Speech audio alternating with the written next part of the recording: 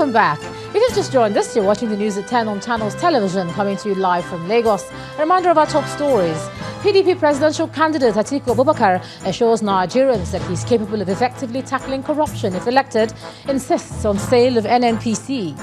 President Buhari woos voters in Kogi State, pledges to step up the anti-corruption fight and ensure revival of Ajaokuta steel rolling mill.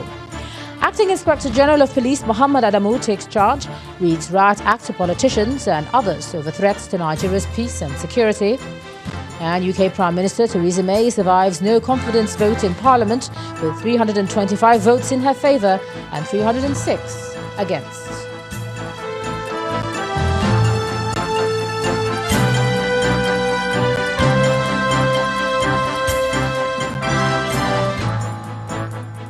ChannelsTV.com has more information for you, and on youtube.com/channelsweb you can watch our videos.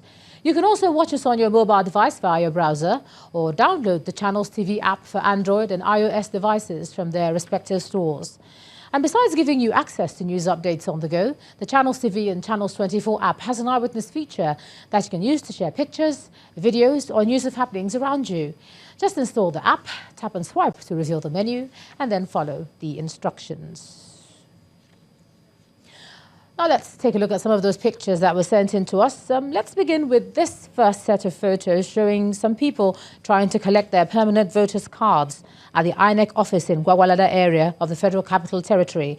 Eyewitness reporter is asking the electoral body to adopt other methods that will improve card distribution and collection to the electorate.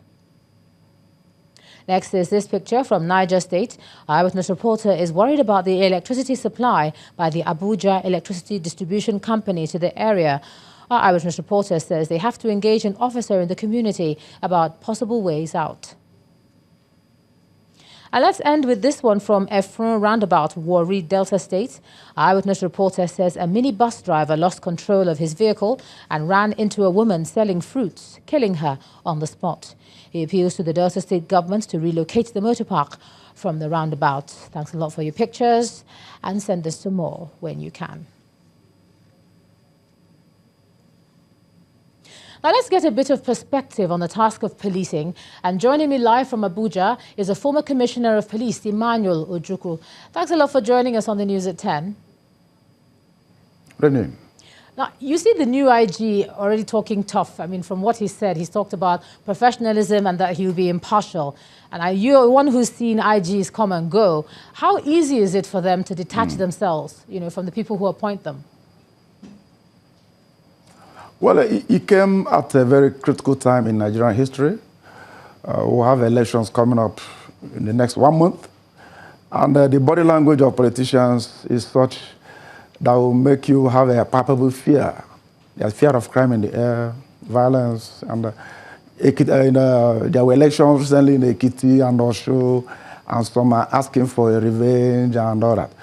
So it was very needful of him to have addressed the officers today, and then to sound a note of warning to political actors who may like to play the game contrary to the rules of engagement. That warning is apt, is germane, is proper, and it came timely. The police should not be taken for granted. The will of the police to enforce the law as the laws are should not be taken for granted. There will be no immunity for impunity.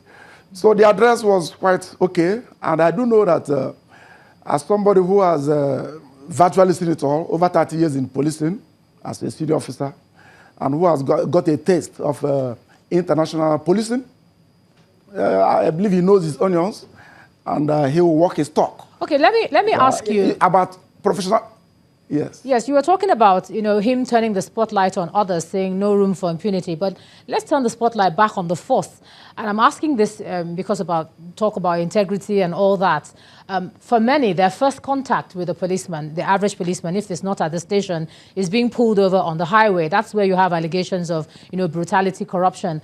How can this interface between the people and the force be improved under the new leadership? Yes, the point of contact between the police and the public is normally on street-level policing. And that's why I have issues of allegations of unreal brutality, corruption, and the like. And that's why whenever a new IG comes on board, he would like to stop police from doing checkpoints and all that.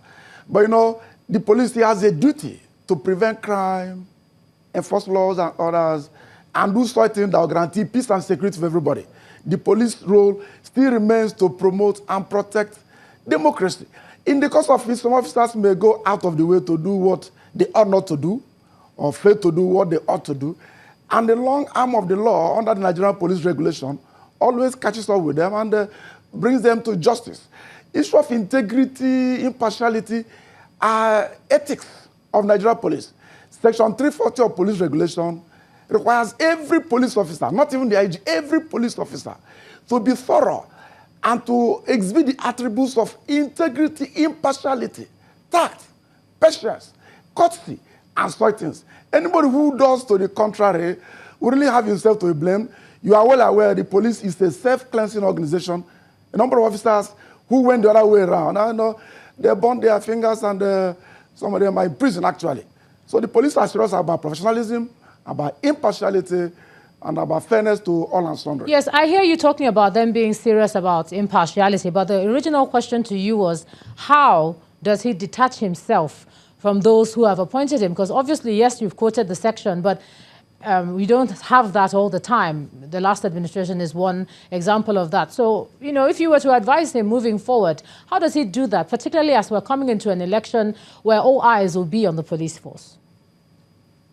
Yeah, if I were to advise him, I would let him know that there's a section of police regulation, section 341. It says, in the individual exercise of his authority or powers as a police officer, every police officer shall be personally liable for his misuse of such powers, for any act or omission. So if at the end of the day he doesn't live up to the billings, posterity will judge him, and if he does what is contrary to the laws are there to deal with not just IG alone, but every other erring police officer. So issue of professionalism is key, and everybody wants to go home, retire peacefully, and then face life on the other end of the game. All right, former Commissioner of Police Emmanuel Ojukwu, thanks a lot for coming on the news at 10 and talking to us about policing and professionalism. Thank you. Now let's move on to something else now. Politicians should not be so desperate to win elections that they're driven to criminality. The Sultan of Sokoto and the National President of the Christian Association of Nigeria stated this at the Second General Assembly of the Interfaith Dialogue Forum for Peaceholding in Abuja. At the two-day event with the theme General Elections and National Security, the role of interfaith communities, religious leaders were also charged to remain unbiased umpires throughout the electoral process. Are these politicians really ready to help this country? Do they really want to rule or lead this country to prosperity, or they just want to rule or lead for themselves? That's what we need to ask them always. And always we keep on asking, who are the victims when there are crises? Not their children, not my children, not your own children. The children of the common man who is a nobody. And when the children shout and burn tires, kill people, and then they get killed, the parents don't even know where the children have been. They won't even see their corpses. They don't even know their graves. And they are gone and gone for good. So let's remember to preach to our children. Don't follow the whims and caprices of these politicians who just want to use you to get into an office, and once they get in there, they're locked the door. You can never see them.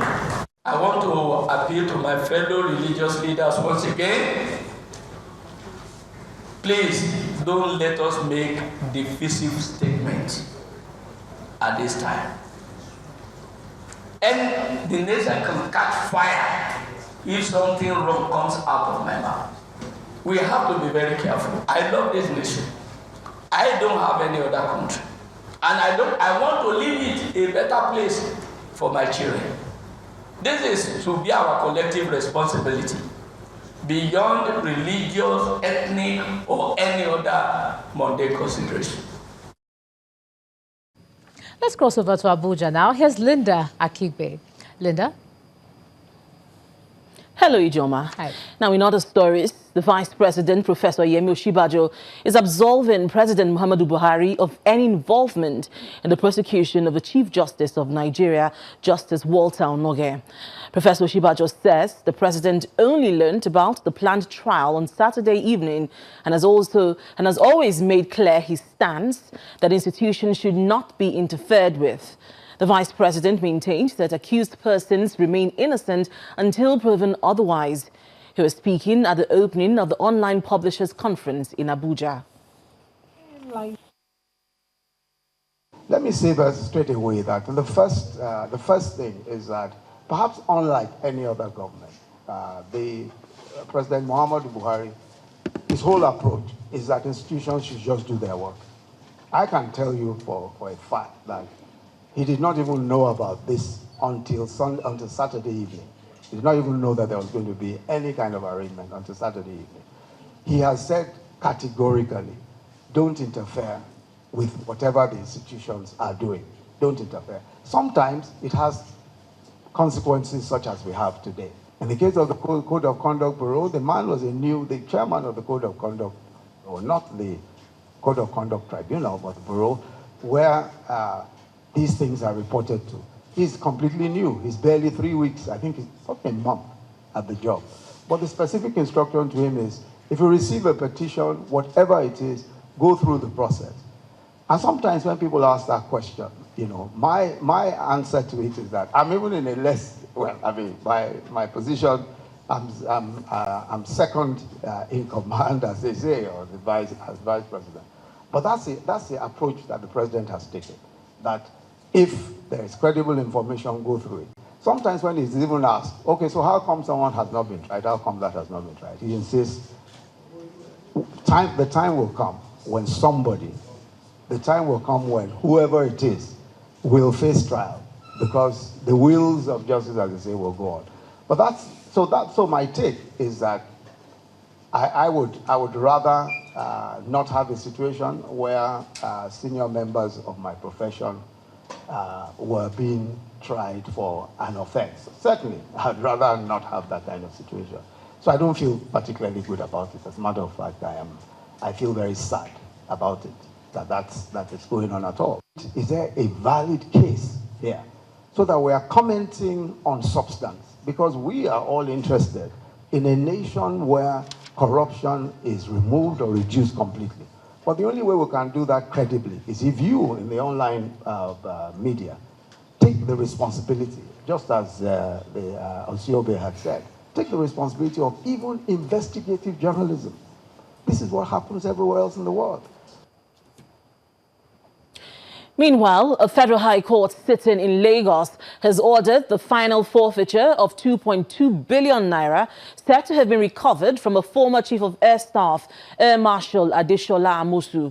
The former director of finance and budget of the Nigerian Air Force, Air Commodore Olugbenga Gbadebo, was equally ordered to permanently forfeit a sum of 190.8 million naira recovered from him to the federal government.